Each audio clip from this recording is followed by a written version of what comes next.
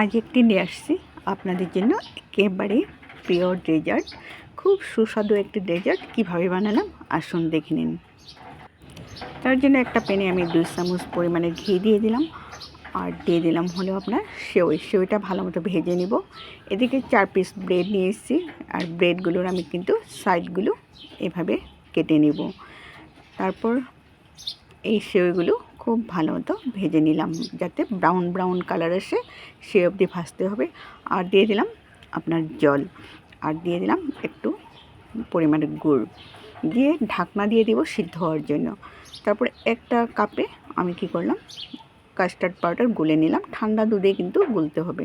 আর এদিকে সেওইগুলো আমার এই ধরনের হলো, আর এদিকে আমি ব্রেডগুলো ভালো মতো ছেঁকে নিলাম। তারপরে একটা প্যানে 200 গ্রাম দুধ, আর 2 চামচ আপনার হলো গুঁড়ো পাউডার, আর দিয়ে দিচ্ছি এই কাস্টার্ড পাউডারটা। আর এইটা করার সময় কিন্তু সব সময় ভালো মতো নাড়াতে হবে। আর এই দিয়ে দিলাম ঠান্ডা দুধে গুড়টা না হলে ফেটে যেতে পারে।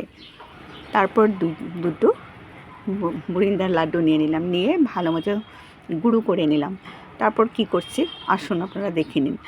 আর এই যে সেগুলো ভাজা, সেগুলো একটা বক্সে আমি এইভাবে সেটিং করার জন্য রেডি করছি। আর এই যে ব্রেডগুলো আমার এক স্টেপে এই ব্রেডগুলো দিয়ে দিলাম। তার নেক্সট এই বুরিন্দা, যেটা আপনার বুরিন্দা দিলেও হলো বা লাড্ডু একটা ভেঙে নিলেও হলো, এভাবে সেটিং করে নিলাম। তার উপর আবার ব্রেড দিয়ে দিলাম। দেখুন খুব সহজে কিন্তু আপনাদেরকে বানিয়ে দেখাচ্ছি একটি অসাধারণ ডেজার্ট।